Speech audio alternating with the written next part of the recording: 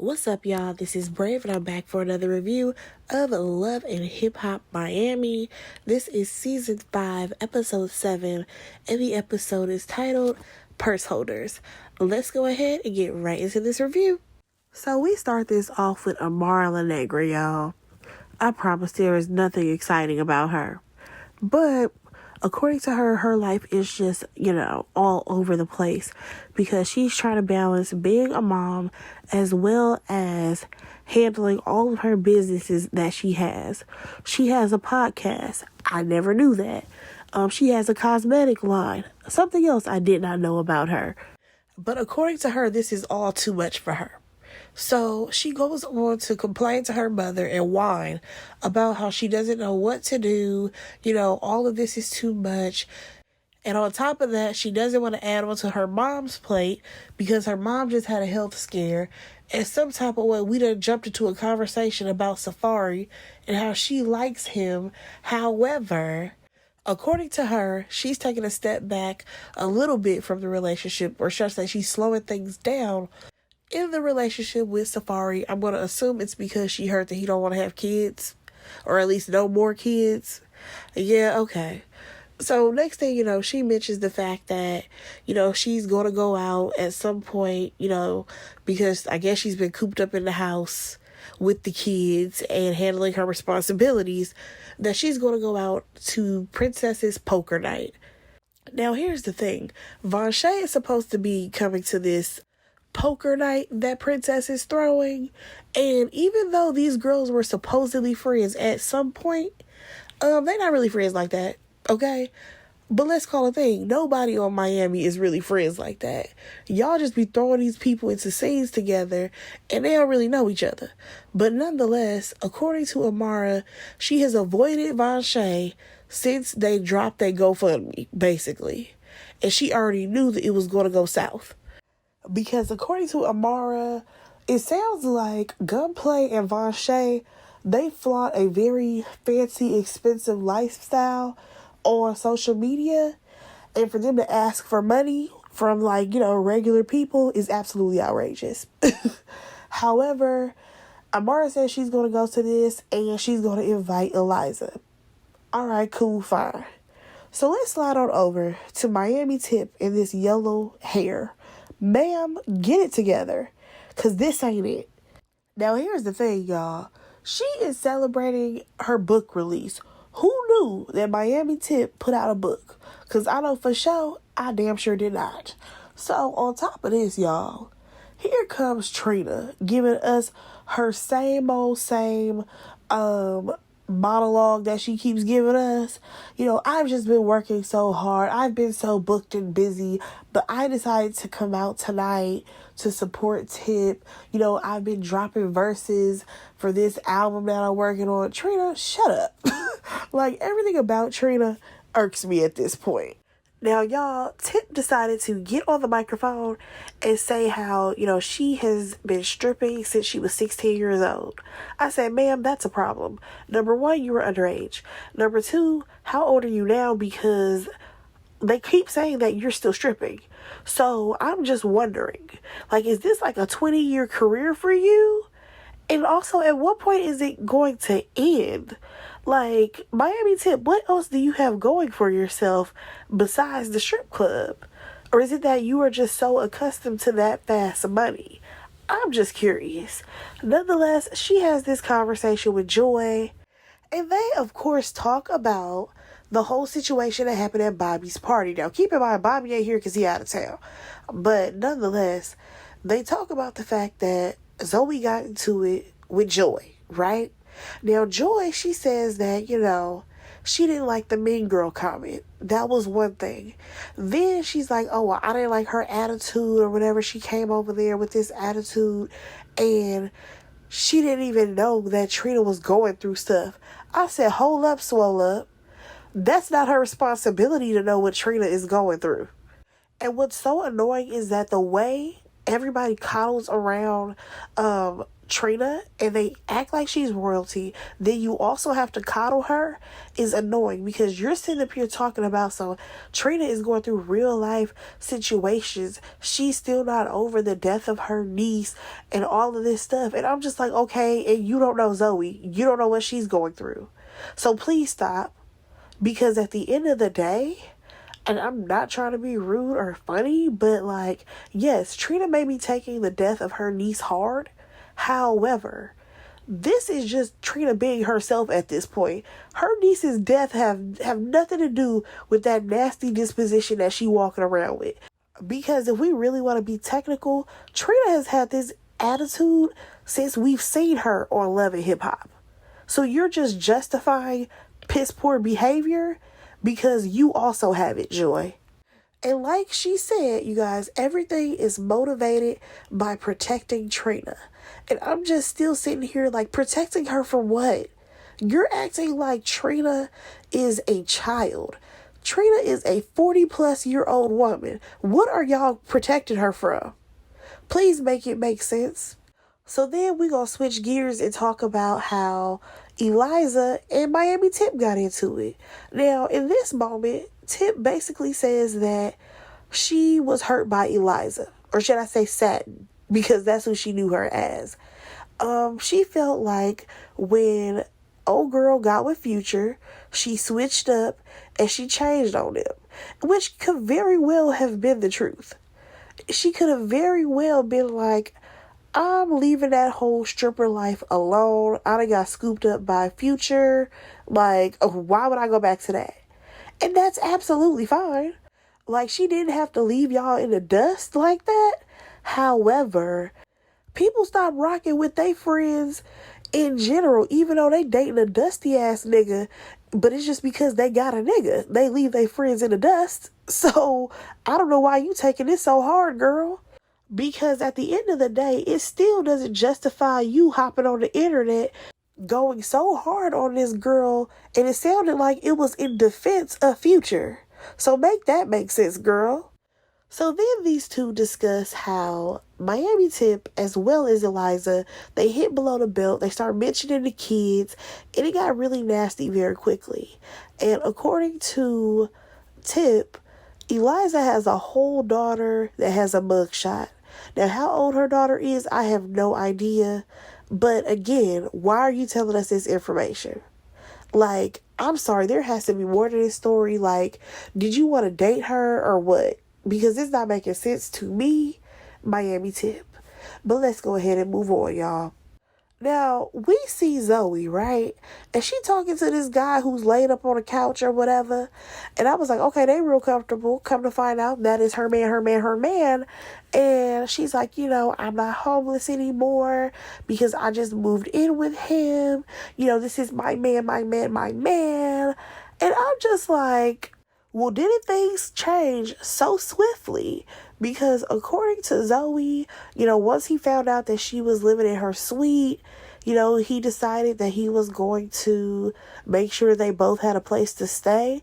And now I'm wondering, well, what was his living situation before y'all got this place together? You know what? That's not even my business. Let's just go ahead and move on to the conversation. Because he's like, you know, are you good since that situation at Bobby's party?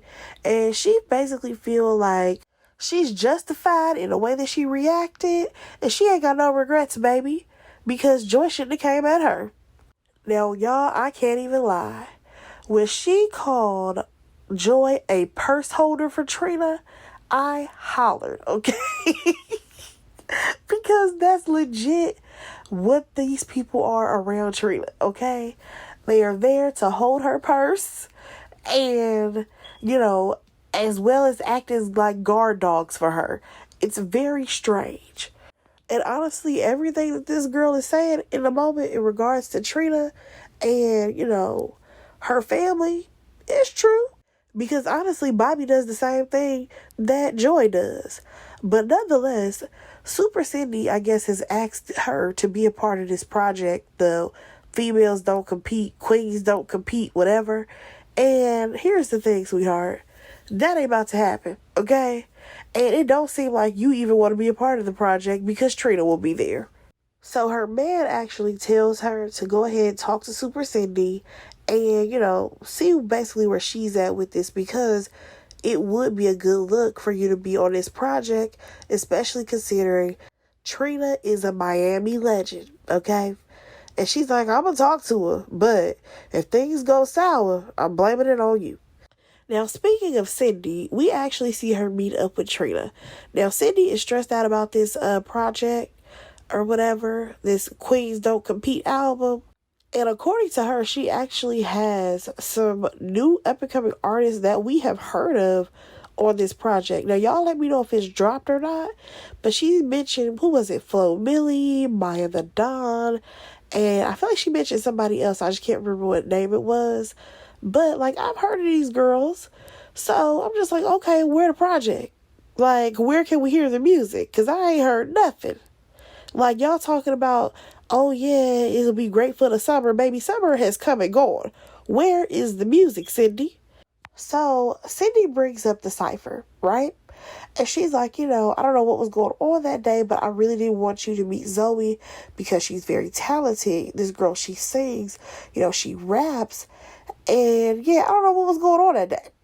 Now, here comes Trina making excuses, talking about I don't have that much time and I wasn't in the best of moods. Ma'am, that does not justify your nasty attitude and your behavior. Just because you did not allot yourself the amount of time that you needed to, spend at this event as well as wherever the hell else you were going. What that got to do with the fact that you were nasty towards this girl? Then she's like, yeah, and then she walked up and spoke. But it's the way that she's saying this, and I'm just like, Cindy was clearly telling you in your face, hey, Trina, I want you to meet this girl, Zoe. We can hear it. So why are you so nasty towards her? Something's not adding up, Trina. Because even if you're saying, I don't know her, that means nothing. Is this how you treat your fans? Do you give them the stank attitude? The same people who done bought your albums and all of that? You know what I'm saying? When people are technically putting food on your table, do you just snuff your nose up at them and be like, oh, I don't know you, so I can't say hello? I'm sorry. The way that she just described that, y'all, irritates me because she took no accountability to be like, you know what? I wasn't feeling that well. You know what? I probably, should have stuck around for a couple more minutes to hear her spit. Something like that. That's what you would expect from somebody. But clearly Trina has no class. She doesn't. So now Trina's talking about how, the things went down with Zoe at Bobby's event, right? Now, she goes on to talk about how Zoe, she mentioned the Mean Girls comment. Also, how Joy got offended. And then she jumps to, well, Zoe, she got belligerent and was going off. I said, but where is your accountability for your cousin? Because she wasn't just yelling, just to be yelling at her damn self. Joy was yelling right back at her ass. So it took two people to tango in that situation. So now Super Cindy feels like she's in a tough spot because Trina don't want to work with her. She don't want to work with Zoe. And Super Cindy, she does want to work with her because she's been working with her, I guess, and following her career for the past 3 years. And she actually believes in this girl's talent, right? My thing is, Trina is over here talking about some, well, that was my family. You already know how I'm rocking. And I'm like, yeah, you can rock with Joy, but at the end of the day, both parties were wrong. Both of them. And on top of that, you sit up here talking about, I don't do drama. What's crazy is that Trina is always around drama. So I really need her to stop saying that. Please. Stop yelling that to the top of your lungs. So let's slide on over to Flo, y'all. She's actually with her kids. I did not realize that she had 3 kids with Marlon. And the oldest one is 16 or something. I'm like, well, damn, how old is Flo? But nonetheless, they are having dinner and she talks about how, her song is really blowing up. She's proud of herself. And she ends up asking her kids, how do they feel about Marlon not being around? And their response was, oh, well, they don't want her to have a boyfriend. I said, well, that's not even a question that she asked y'all, but okay. Like, I think only one of the kids said that he was mad about it. But okay. So, according to Flo, she feels like the kids are going to be more so upset that she's moving on from Marlon than her dating Claudia, right? All right, fine. There's a knock at the door. The doorbell rings, right? Y'all, why is Gael here? According to Flo, she has invited her sister over. Now, one thing that I will say is that Gael, she must have really hit the gym hard or went and got surgery. I don't know what sis did, but she looked totally different than how she was looking last season.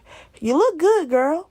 Now, according to Flo, she invited her sister over here so they can have a conversation because she don't want Gael to pull another stunt like she just did in front of Trina.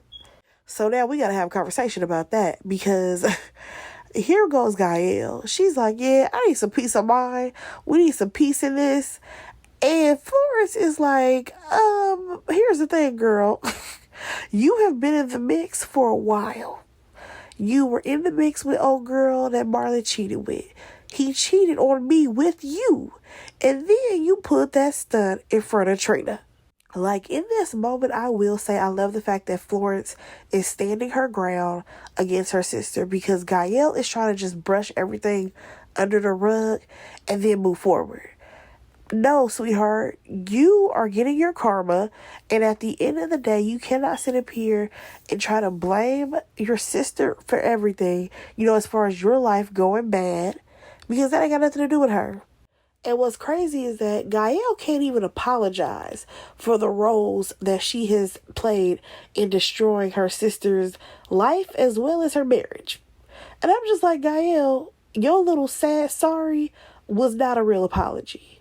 So then she wants to jump to the fact that Florence is dating a woman. And I did like Florence's answer where she's like, I'm just exploring life. So now her sister goes further and is like, oh, so you're dating Claudia. She's not a good person, all of this stuff.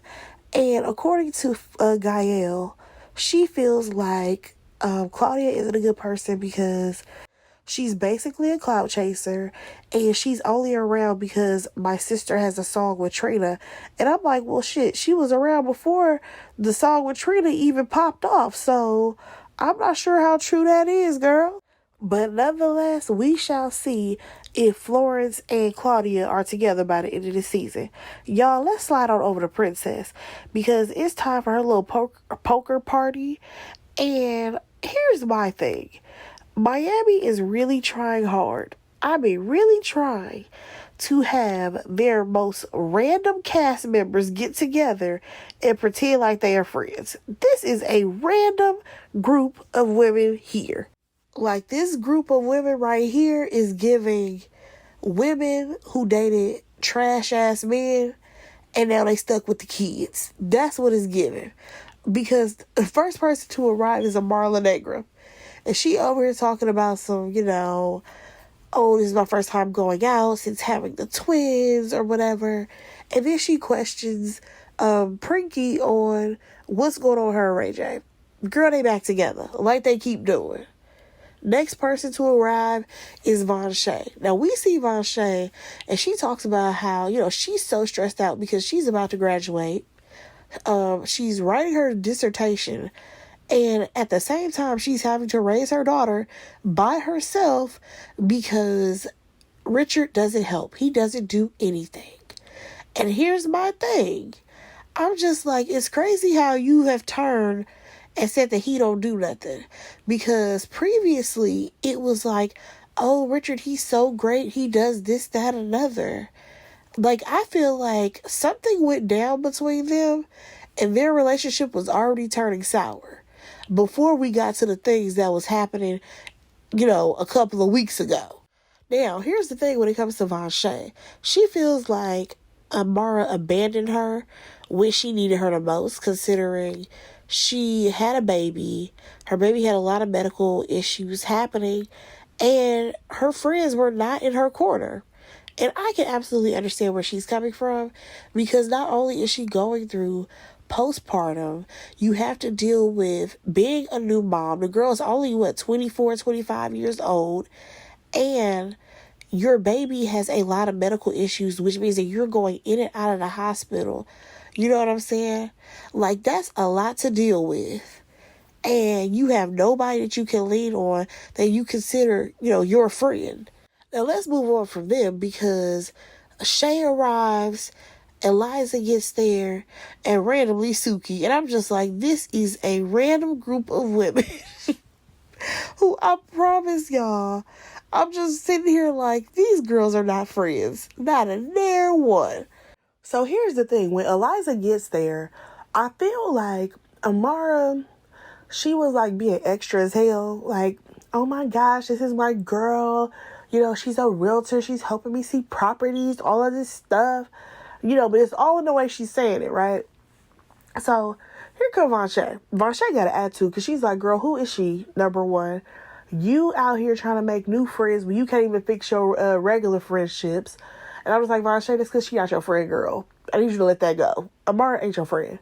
Nonetheless, Vanshay is like, oh, so you like selling Sunset? And before Eliza could even say anything, here comes Amara. Yeah, she's super cool. She's super dope. It's like, girl, why are you putting it on so thick? Like, we get it. You have a friendship with this girl. Relax. It's kind of like you rubbing it in these other girls' face because, let's be honest, you're not really Shay friend like that. And you not rocking with Vanshay for some reason. So, y'all, Vanshay is feeling away, okay? Because she is like, telling Eliza, I hope that Amara is a better friend to you than she was to me. Like, let's go ahead and address the elephant in the room. And Amara's like, I don't know what you're talking about. So when we get to the topic of who's a better friend or who's a good friend or not, Vanshay feels like Amara is not a good friend. She's been MIA for weeks. And at the end of the day, she continued to check on Amara, even though Amara wasn't, talking to her. So Amara is like, oh, well, I was dealing with my own life. And Vanshay's response is, okay, I was dealing with mine as well, but I still checked on you. At the end of the day, my conclusion of this is that Amara ain't nobody's friend. Like I keep saying, Amara is nobody's friend on this show. She may film a scene with y'all, but she don't really rock with y'all for real. And also, Vanshay, I get it. You are going through a lot. And Amara also has the right to have her own life and situation going on. However, Amara, you've been in the confessional saying how you basically avoided this girl because of the GoFundMe situation. So yeah, it is kind of looking sideways on your part. Now, y'all, I have no idea how we got to this escalation that everybody done jumped up. Vanshay is ready to fight Amara. I'm like, what the hell going on here? Like, did I miss something? Like, this whole thing escalated and I don't even understand how. Baby, they done removed Amara from the situation. They done pushed her out into the hallway. They said, she in the stairwell. Now, she's pissed off that they done pushed her into the stairwell because she in not the confessional, but she was over there talking to the camera like, yeah, they got me in the stairwell like I'm some bum bitch. And I'm just like, well, girl, I don't think that was the reason why you're over there. They were trying to de-escalate the situation, but okay, girl. Was it that you felt like you were the bigger star on the show, so Vanshay should have got pushed out to the stairwell? What's happening here? So now we see the aftermath of this little whatever this was between Amara and Vanshay. And the best part is that Suki is continuing to eat her fruit, talking about some princess don't invite me to nothing else. And it's crazy because usually it's Suki popping off and Suki now gets to, watch everybody else go crazy. So she's enjoying this moment, even though she talking about don't invite me to nothing else. So we see Princess talking about some, I don't deal with this type of stuff. This is my first time meeting Vanshay. She can leave, all this stuff. And I'm just like, Princess, you are such a bore. Why are you here? Like, Y'all, I'm sorry. I think the princess is a very beautiful woman. However, she has no personality at all. And I really feel like that is probably why her and Ray J be clashing. Because sis ain't got no personality and she ain't got nothing to do all day. Like, even her getting these random group of girls together to play poker when really they could have just played a game of Uno. Like, what we doing? But nonetheless, it doesn't seem like Vanshay and Princess will be hanging out anytime soon. Now, y'all, Suki is a fool, okay? Because why in her confessional, she said, this group of people right here is giving crackheads gone wild. I said, it is. It very much is. Because this whole thing escalated out of nowhere. And she literally skedaddled, y'all. She said, I'm about to come film this scene with these girls that I don't know. And then I'm just going to go ahead and leave. I can't knock Suki. So you have Princess and Amara talking, and basically they feel like Vanshay, completely overreacted. She came at Amara crazy, and it was completely out of line. That's pretty much what they feel. Then you have Shay talking to Eliza, and Shay feels like they need to have a conversation separately, by themselves, not with everybody around. And Eliza goes on to tell her about how Miami Tip, came in her sideways randomly. And like Eliza said, Miami Tip, she definitely went below the belt as far as bringing up this girl's daughter and her mugshot. And I'm just like, well, we don't even know, again, because it's not our business, what this young girl may have done. She may have gotten mixed in with the wrong crowd. I mean, listen, young people make mistakes all the time. You know what I'm saying? But Miami Tip, you were just going crazy. Let's be honest. And like Eliza said, like, girl, you are mad at anybody who surpasses you. And Miami, that's on you. That's on you, Tip. Like, I'm not understanding why she has so much venom for this girl, Eliza. She hasn't said any reason that I can feel is valid enough for her to go as hard as she did on that girl. But nonetheless, hop back over to Princess and Amara. They out here having a crying session because neither one of them grew up with their daddies. Amara, she played herself by having twins with Alan. I think his name was Alan. And that man don't want nothing to do with them kids. He live in a whole nother country.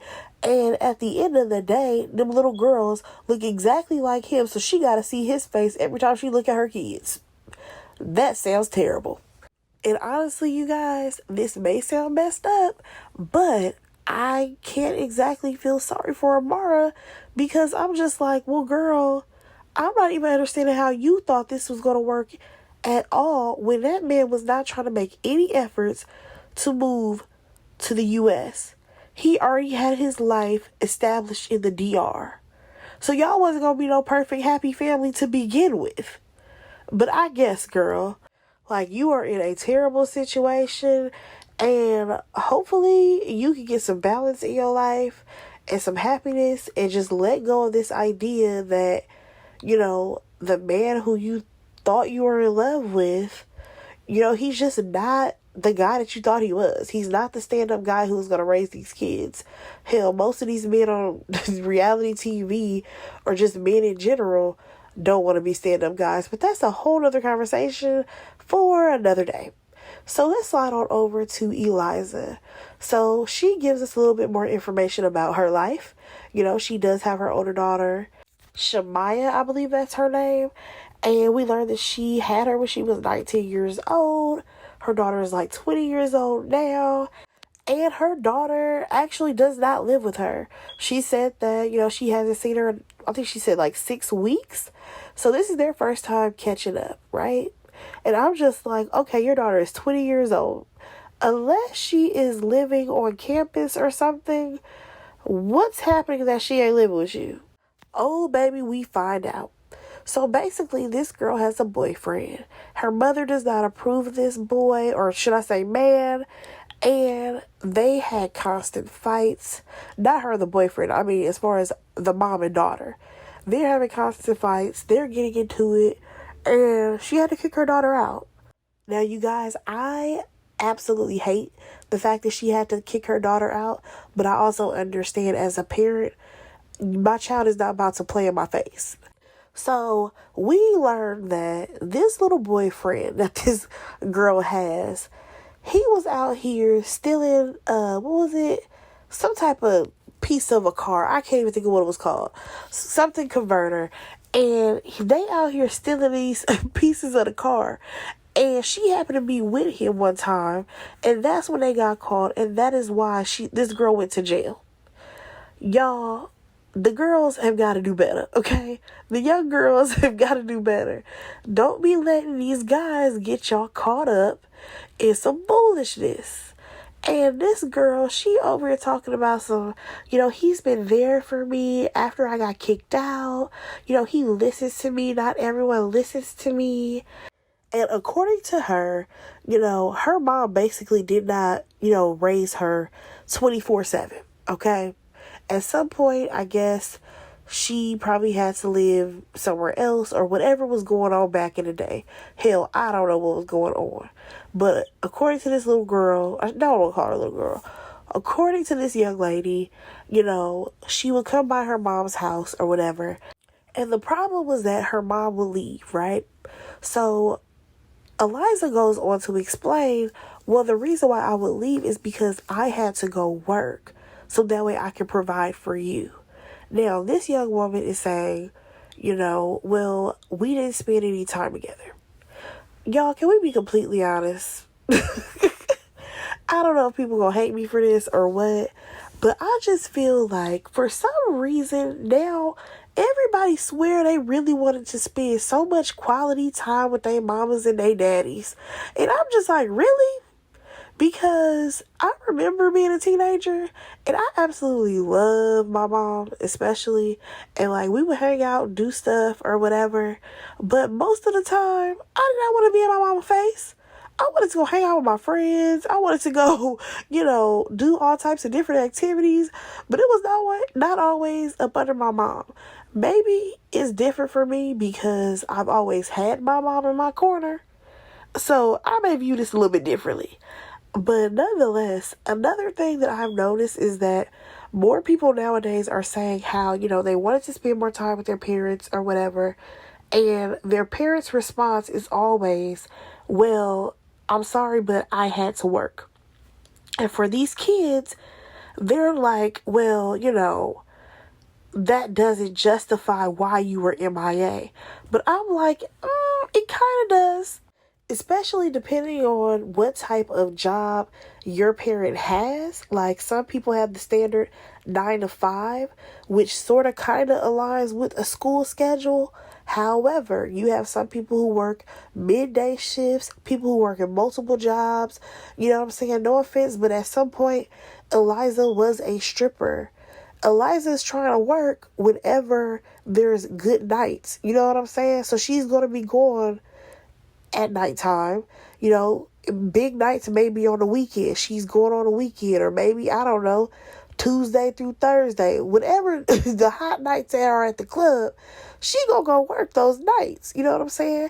And that's to provide for these kids. Now, one thing that I will respect Eliza for saying is that, she was basically a kid raising a kid. And, she was 19 when she had her. So, she was in her, early 30s, maybe 20s. You know what I'm saying? When her and her daughter had that disconnect. I don't know when, this girl was coming over and all of that stuff. But nonetheless, she is trying to be accountable. Now, what got me, though, was the fact that she said that she met this girl's dad when she was 14 years old and he was 24. I said, whoa, he was a whole 10 years older than you? That's crazy. But then also I have to remember how times were back then. And unfortunately, even when I was in high school, 9th grade, I remember girls who would be talking to these older guys who were in their early 20s or whatever. And these guys were no good, okay? And I'm pretty sure that this girl's father ain't no good either. Because for some reason, their mentality is to destroy these young girls when they're young, okay? And that's a whole problem. I can do a whole video on that, but we not doing that today. Let's go ahead and try to wrap up Love and Hip Hop. So what was crazy was that, Eliza is going on to tell her daughter how, she now knows better, you know what I'm saying, as far as how to raise a child. And I feel like I would not be surprised if the older sister is jealous of, her youngest daughter because her mom is raising her differently, you know what I'm saying? And out of nowhere, this girl just starts boohoo crying when her mom is like, I want better for you and, all these things. So they decide to step outside, and baby girl broke down because she didn't want to think about the situation anymore because, it sounds like he had her with him, you know what I'm saying, probably in the car while he went and did whatever he did, and they got busted, and she got in trouble by default. And I do feel bad for her for that situation because you have something on your record now and you weren't even doing anything. You were just riding shotgun with your man. You know what I'm saying? That sucks. But I did love to see Eliza try to support her daughter and say, you don't have to be perfect. You know what I'm saying? And how her daughter can be better. So hopefully they get their relationship on the right track. All right, y'all. So we finally see Zoe Briggs meet up with Cindy, right? Now, baby, one thing about Zoe is she's going to continue to call Joy a purse holder, okay? Because she explains her side of things. Cindy says, well, I talked to Trina, and this is what she had to say. And because you said something about Mean Girls, and she's like, yeah. Because the last time that I met Trina, the vibe wasn't good. You know what I'm saying? And because y'all talking about some queens don't compete, I thought that the vibe would be different. So Zoe, she just poses the question, am I going to be on this project or not? Cindy has to tell her, as of right now, it's a no. So you can already see that Zoe is overwhelmed with emotion and she's getting upset. Now, she's like, she's telling Cindy, I'm getting upset. And Cindy's like, well, don't get upset with me. And I'm like, she's getting upset with this whole situation. This literally has nothing to do with you, Cindy. But as Zoe is expressing herself, after she's told Cindy, this has nothing to do with you, but as she's trying to go into how she feels, Cindy's like, lower your voice. Cindy, stop. I'm sorry, but I am very annoyed at the fact that people tend to try to police people on how to, feel and how to react in their emotions. I don't understand why we got to this point of, no, you can't yell or you can't raise your voice when you have heightened emotions. I have no idea where we got that from. But at the end of the day, unless somebody is cussing you out or literally going off on you, I don't see why it's a problem. Because at the end of the day, if that's how they need to release this, let them just go ahead and release it. So you sit up here policing them, talking about you need to lower your voice. And what's going to be the difference? Because sis still going to feel pissed off. So now you pissing her off even more. Now, y'all, as Zoe continues to explain why she feel the way she feel, I can't lie, I'm Team Zoe. Because at the end of the day, you are picking Trina because she's more famous. She's Trina. And that's going to help sell your project. However, when it comes to the actual issue, it was between her cousin and Zoe. If we want to be technical.